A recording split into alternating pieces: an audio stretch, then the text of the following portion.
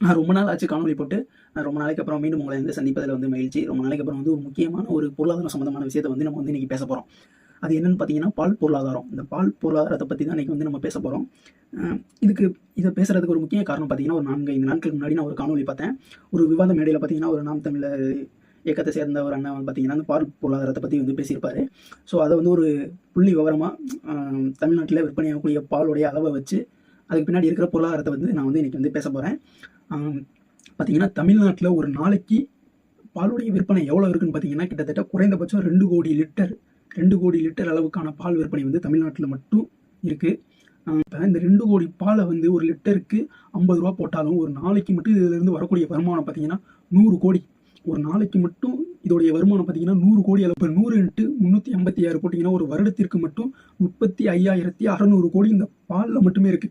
இந்த பாலுடைய பொருளாதாரத்துல மட்டுமே இவ்வளோ அமௌண்ட் இருக்கு.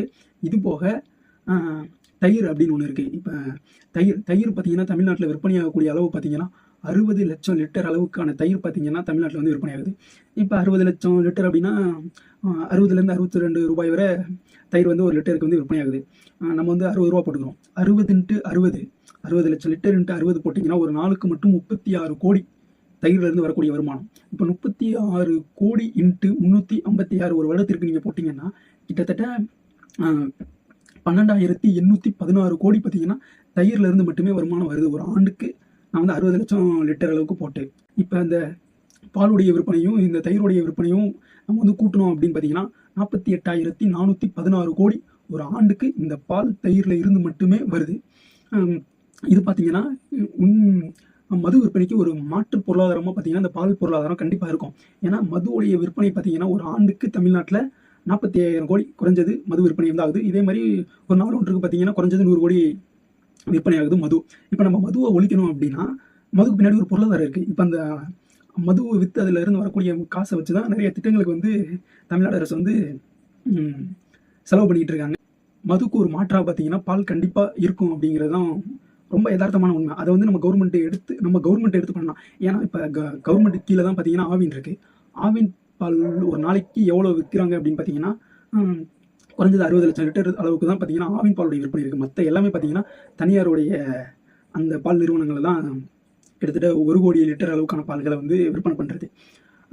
பால் தயாரிப்பு பார்த்தீங்கன்னா, தமிழ்நாட்ல வந்து கிட்டத்தட்ட 90% பால் வந்து தமிழ்நாட்டிலே உற்பத்தி பண்ணிக்கிறோம். இருந்தாலும் அண்டை மாநிலங்கள்ல இருந்தும் நமக்கு வந்து பால் வருது. குறிப்பா பார்த்தீங்கன்னா, ஆந்திரால இருந்தும், கர்நாடகால இருந்தும் நம்ம தமிழ்நாட்டுக்கு பார்த்தீங்கன்னா பால் வருது. இது போக அந்த தனியார் கம்பெனிகளும் பார்த்தீங்கன்னா, அண்டை மாநிலங்கள்ல இருந்து வாங்கி நம்ம மாநிலத்தில வந்து பால்கள் வந்து விற்பனை பண்றாங்க. இப்ப பார்த்தீங்கன்னா, பால் பொருளாதாரத்துல இந்த தயிர் பிளஸ் இந்த பால்ல மட்டுமே வருடத்திற்கு 48,416,00,00,000 அளவுக்கு இருக்கு. இது வந்து குறைந்தபட்சம். ஒரு நாளைக்கு சில நேரங்கள்ல வந்து 2,00,00,000 லிட்டர்லேருந்து 2,40,00,000 லிட்டர் அளவு கூட விற்பனையாகுது. தயிரும் விற்பனை ஆகலாம் அந்த மாரி. இப்ப இதிலிருந்து மட்டுமே இவ்வளோ வருமானம் வருது அப்படின்னா, இது தமிழ்நாட்டுல பயன்படுத்துற பால், தயிர் மட்டுமே. இப்ப அந்த பால்ல இருந்து நம்ம வந்து இன்னும் நெறைய தயாரிக்கலாம். அத குறிப்பா சொல்லணும்னா, மில்க் ஷேக்கா இருக்கட்டும், அல்லது நெய்யா இருக்கட்டும், அல்லது பட்டர் மில்க்கா இருக்கட்டும். இப்படி பார்த்தீங்கன்னா, நெறைய விஷயங்களுக்கு பார்த்தீங்கன்னா, பால் வந்து நமக்கு வந்து பயன்படுது. இதில பால், தயிர தவிர்த்து இந்த பட்டர் மில்க்கா இருக்கட்டும், இல்ல நெய்யா இருக்கட்டும், இதெல்லாம் பார்த்தீங்கன்னா, அண்டை மாநிலங்களுக்கு அல்லது அண்டை நாட்டுக்கு பார்த்தீங்கன்னா, இந்த மாரி பொருட்கள வந்து நம்ம வந்து ஏற்றுமதி செய்யலாம். இதன் மூலம் பார்த்தீங்கன்னா, இதோடைய பொருளாதாரம் மிகப்பெரிய ஒரு பொருளாதாரம். இந்த பால் பொருளாதாரங்கிறது. அதே மாரி பால் வந்து ரொம்ப தேவையானதும் கூட. பால் வந்து எல்லாருமே பயன்படுத்தக்கூடிய ஒரு இதுதான். ஏதோ ஒரு வகையில பார்த்தீங்கன்னா, பால் வந்து நம்ம வந்து பயன்படுத்திக்கிட்டு தான் இருக்கோம். பன்னு சாப்பிடுறதா இருக்கட்டும், அல்லது நம்ம சாப்பிட்ற நார்மல் கேக்குல இருந்து எல்லாத்துக்குமே பார்த்தீங்கன்னா, செய்றது பார்த்தீங்கன்னா, பால் வந்து பயன்படுது. அப்படி இருக்கும்போது, இத வந்து ஒரு பொருளாதாரத்துக்குள்ள கொண்டு வந்து அத சரியா பயன்படுத்தணும் அப்படின்னா, இப்ப நம்ம வந்து மதுவ ஒழிச்சுட்டு, மதுக்கு பின்னாடி இருக்கக்கூடிய அந்த வருமானத்த வந்து கண்டிப்பா இந்த பால்ல இருந்து பெறலாம். பெறதுக்கான வாய்ப்பு நெறையாவே இருக்கு. ஏன்னா, பால், தயிர்ல இருந்து வரக்கூடிய வருமானம் மட்டுமே 48,000 இருக்கும்போது, நம்ம நெய்யா மாத்தும்போது, அத வந்து பட்டரா மாத்தும்போது, அது மில்க் ஷேக்கா மாத்தும்போது, அத வந்து நம்ம அண்டை நாடுகளுக்கு, அண்டை மாநிலங்களுக்குலாம் ஏற்றுமதி பண்றது மூலமா, அந்த பால் பொருளாதாரத்த வந்து இன்னும் பெருக்கலாம். இப்ப நம்ம வந்து பால், தயிருக்கு பார்த்த மாரி, அந்த பால்ல இருந்து தயாரிக்கக்கூடிய அந்த மற்ற பொருட்களுக்கான மதிப்பு எவ்வளோ? எவ்வளோ விற்பனை ஆகும்? அல்லது எவ்வளோ தயாரிக்கலாம்? அப்படிங்கிற இன்னும் ஒரு காணொளி பார்த்தீங்கன்னா, நான் கூடிய விரைவிலே வந்து பதிவிறக்கம் செய்றேன்.